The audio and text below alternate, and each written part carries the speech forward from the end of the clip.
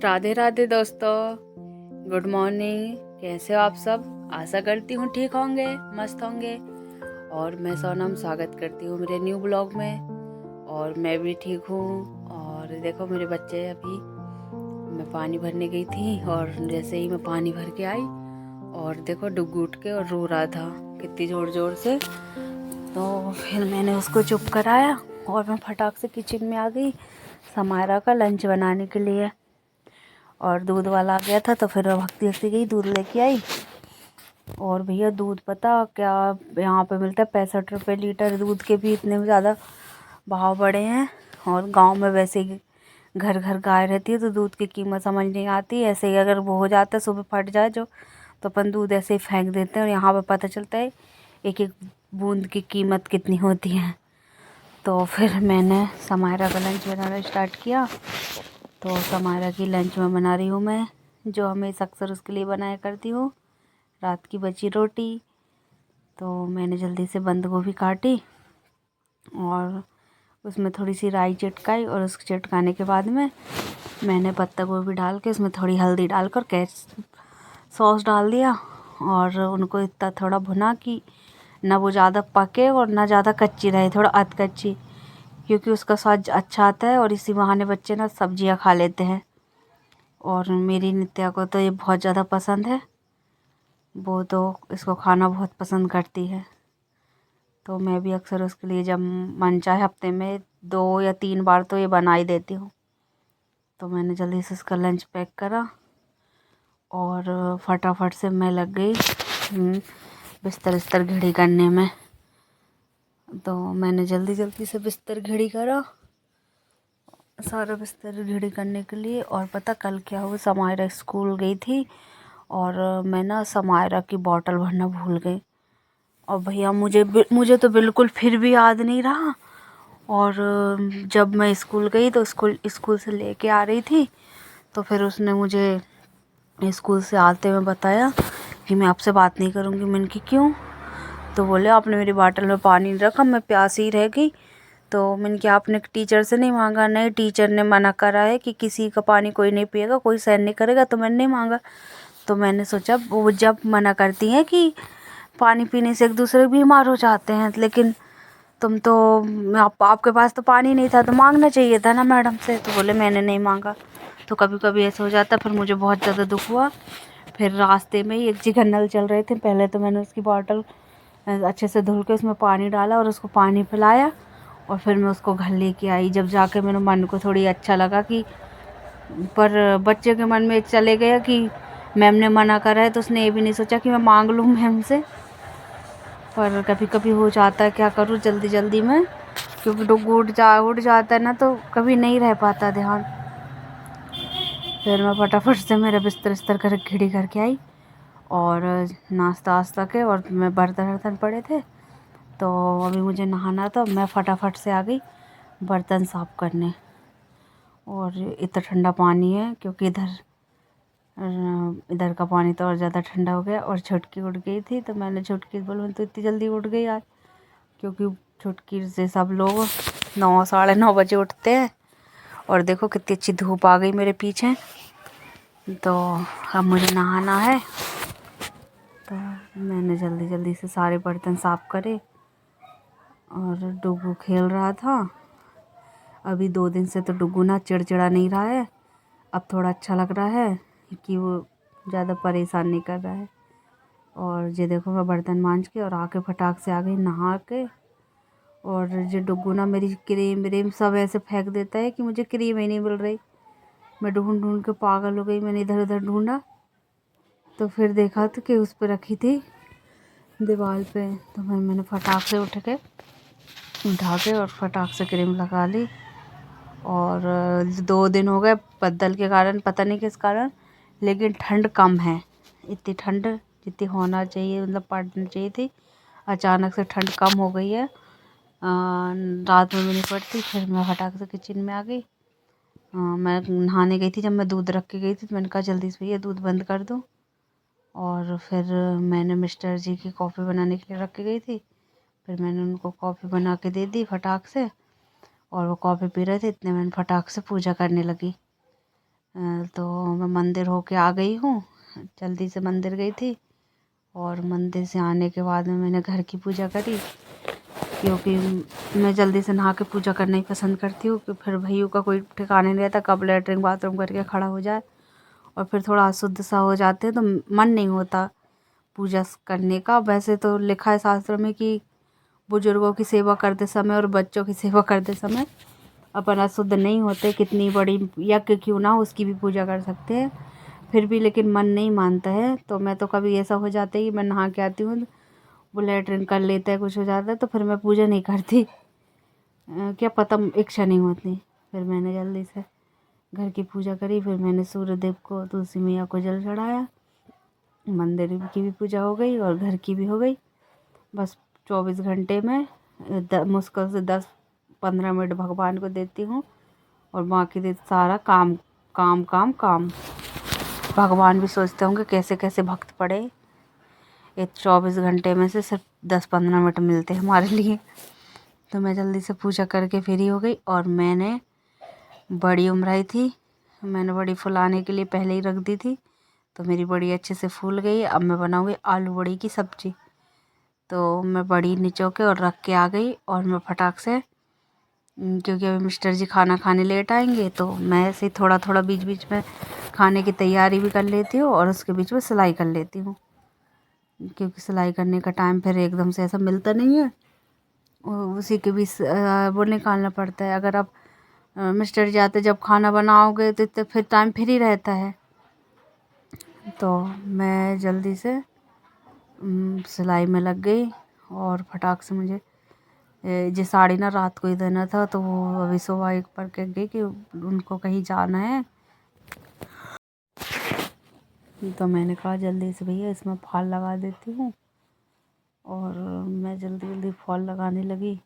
तो ना डुग्गू अभी दिन में बिल्कुल नहीं सो रहा है 2 दिन से, क्योंकि मैं उसका फीड छुड़ाने में लगी हूँ। तो भैया वो अब उस बड़ा हो गया, तो मैं सोच रही हूँ उसका फीड छुड़ा दूँ। तो अभी दिन में तो आज से शुरुआत, अभी दिन में तो उसने बिल्कुल परेशान नहीं करा है। अब देखते हैं उसकी रात में कैसे कटती है, रात को सो पाता है कि नहीं। तो अभी तो खेल रहा है और इतने में फटाफट से फॉल लगाने लगी। और है ना, फॉल लगाने में कहीं कहीं आजकल की साड़ियों में सब में स्टोन वाले नग चल रहे हैं, तो मैं ना मेरी इतनी सारी सूजियाँ टूट जाती हैं, क्योंकि लेस पे ही होती है। तो कई कई साड़ियों में हाथ से नहीं लगा के मशीन से लगा देती हूँ, सोचती हूँ थोड़ा लगा के देखो, इतने में मेरे पट्टे से सूजी टूट जाती है। पर मैं बंदी मानती नहीं हूँ, कोशिश ज़रूर करूँगी चाहे सूजी टूट जाए। तो मैं अक्सर ना यही गलती कर देती हूँ, जो पता है कि इसमें नहीं लगेगी, फिर भी मैं मशीन से उसमें फॉल लगाने के लिए लग जाती हूँ। और फिर मैंने फॉल लगाई और फिर मैं फिर से किचन में पहुँच गई।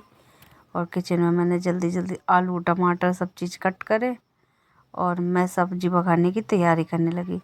और अभी भी मैं सब्ज़ी पकाऊँगी और आटा लगाऊँगी और फिर मुझे जाना है समायरा को स्कूल लेने। तो जी देखो मेरी सब्ज़ी फ्राई हो गई। अब इसमें टमाटर डाल के मैं डाल दूँगी पानी, क्योंकि थोड़ा तेल में भून ले, आलू और बड़ी को भून लेते हैं ना तो स्वाद अच्छा आता है, नहीं तो वो थोड़ा पंसीटा लगता है। तो ये सब्ज़ी वब्जी पका के फुर्सत हुई मैं, तो इतने में दीदी उनकी पेटी अरेंज कर रही थी, तो मैं आ गई उनकी हेल्प कराने। तो जो डुग्गू देखो मेरे कपड़े पकड़ के मुझे कुछ नहीं करने दे रहा, तो मैंने दीदी की हेल्प कराई और मैं फटाक से पहुंच गई समायरा को लेने। और हम दोनों फटाफट से आ गए घर पे। और अब देखते हैं डुग्गू और समायरा का रिएक्शन। डुग्गू इसको देख के ना बहुत चिल्लाता है, तो देखो इसको छोड़ के गई, इसकी बुआ जी कपड़े धो रही है तो वो बाथरूम में है। तो बुआ बोल रही जब से गई है तुम लेने, तो मैं कपड़े धोने आई, जब से जो बाथरूम से निकल नहीं रहा। फिर समायरा उसको लेने गई तो उसको देख के और बाहर आने लगा। दोनों भाई बहन इतने अच्छे से खेल रहे थे, लेकिन ये समायरा अक्सर क्या होती, उसको खिलाती नहीं है। फिर मैं आई तो मैंने फटाक से समायरा के लिए और डुग्गू के लिए रोटियां सेकी। और इतने मैंने भैया को नहवा के ले आई थी, तो भैया खाना खा रही थी, समायरा भी नहा के आई। तो मैंने कहा जल्दी जल्दी आप कपड़े वपड़े पहनो, इतने में डुग्गू को खिला रही, तो मैंने उसको कपड़े पहना ढूंढ के दी, इतने में डुग्गू ने पूरा केचप चट कर गया। फिर मैं आ गई फटाक से कपड़े धुलने, और ये देखो डुग्गू भी आ गए और समायरा भी यहीं आ गई, और दोनों मुझे कपड़े नहीं धुलने दे रहे थे। और डुग्गू गिर गया तो भैया फिर उसको मुझे गोदी लेना पड़ा, और गोदी लेते लेते मैंने कहा जल्दी से कपड़े धुल दूँ, क्योंकि 2 बज गए। फिर कब सूखेंगे कब क्या, मेरे साथ इतनी समस्याएं हैं तो भैया कपड़े का ढील लग जाता है बच्चों के साथ में, और ये धुलने दे नहीं रहा है और खेल भी नहीं रहा है, और पानी में गोते खाने के कोशिश में रहता है। तो मैं उससे कह रही भैया नीचे उतर जाए और मैं कपड़े धुल लूँ। अब देखते हैं क्या करता है। और जैसा मायरा भी, मैंने इनसे बोला कि कभी कभी इस पर इतनी ज़्यादा गुस्सा आती है ना, वैसे जब मैं बैठी रहती ना तो मैं इसको खिलाती हूँ तो ये भी उसको खिलाएगा, और उसको खिलाता है, खिलाती रहती है, लेकिन जब मैं उससे बोलूँगी ना तो तब नहीं खिलाता। फिर मेरे सारे कपड़े धुल गए, मैंने जल्दी से कपड़े को निचोया और मैं फटाक से चली गई कपड़े सुखाने के लिए।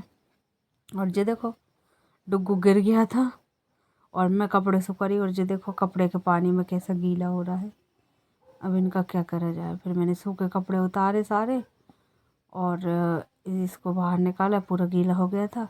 और मैं मेरे कपड़े लेने गई और डुग्गू ने मेरे कपड़े सारे ना बाल्टी में से निकाल के, 2 कपड़े बचे थे, नीचे खींच के पूरे गंदे कर दिए। फिर मैं आई फटाक से नीचे, और नीचे आने के बाद मैं मेरा सूट कंप्लीट करने लगी जो 4 दिन से अधूरा पड़ा है। थोड़ा थोड़ा करके सिल रही थी, तो आज तो मैंने कहा चाहे कुछ हो जाए मैं इसको पूरा करके रहूँगी। आज तो मैंने ठान ली है कि मैं सूट पूरा करके रहूँगी चाहे कुछ हो जाए। तो मैं फटाफट से मेरे पैंट में नीचे कुर्ती का कपड़ा लगाने लगी। मैंने सिली है लॉन्ग कुर्ती और पैंट, और आप बताना कैसा लगा। अभी मैं बताऊंगी आपको, से पूरा कंप्लीट हो जाए कि कैसा बना है, तो आप मुझे बताना कि कैसा सिला मैंने। तो ये देखो मेरी कुर्ती सिला गई ऑलमोस्ट, तो मैं आपको इसको बताती हूँ। तो देखो ये मस्त कुर्ती बनी है 1 नंबर की। और जे मैं, आप यकीन नहीं करोगे, जो मेरे सूट 150 रुपये में तैयार हो गया, क्योंकि ये 80 रुपये का मेरा कुर्ती का कपड़ा था और फिर 70 रुपये का सलवार का कपड़ा था। तो पूरे, हाँ, 150 के करीब में मेरा सूट बन गया। और फिर सूट वूट बन के मिस्टर जी खाना ना खा के चले गए, मैंने भी खा लिया, और मैं फिर से आ गई अपने बर्तन साफ़ करने। और फटाक से बर्तन साफ़ करूँगी, फिर छत पे से कपड़े भी, अभी तो सूखे भी नहीं होंगे भैया, कपड़े गीले होंगे, पर देख देख के सूखे जो होंगे उतार के लाना पड़ेगा। तो मैंने जल्दी फटाफट से फिर से बर्तन साफ़ करने लगी, और मिस्टर जी कॉफ़ी वॉफ़ी पिलाई उनको, और वो भी खाना खा के फिर से चले गए। और अभी समायरा डुग्गू दोनों खेल रहे हैं, उनके बर्थडे के बलून्स ख़त्म नहीं हुए, उनको ही उनसे ही दोनों बहन भाई खेलते रहते हैं। और प्लीज़ गाइज़, मेरी वीडियो अच्छी लगती है तो प्लीज़ सब्सक्राइब कर दिया करो चैनल को, और लाइक करें, कमेंट करें, शेयर करें, और मुझे सपोर्ट करो मेरी मेहनत को। देखो सुबह से ही मैं 2 बच्चों के साथ में कितनी मेहनत करती हूँ और वीडियो बनाती हूँ।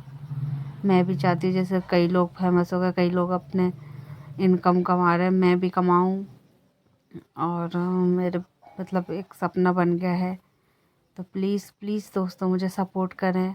और अगर कहीं मुझसे कोई होती है कि चलो आप ऐसा करो वैसा, तो आप मुझे थोड़ी सलाह भी दिया करो वीडियो बनाने का। कुछ मुझे अभी कुछ नहीं पता, मैं तो जैसे बनता है वैसे बना लेती हूँ, बाकी मुझे कोई आइडिया नहीं है और कोई सिखाने वाला भी नहीं है।